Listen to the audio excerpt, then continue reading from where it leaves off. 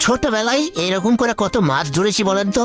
এরকম করে মাছ ধরা দেখলে কিরকম যেন নেশা লেগে যায়, মনে হয় যে আবার আর ছোটবেলায় চলে যায় এবং মাছ ধরি। দেখুন খালা বলা করে, ওরে বাপরে দারুণ মাছ, অনেক ধরেছি এরকম করে মাছ।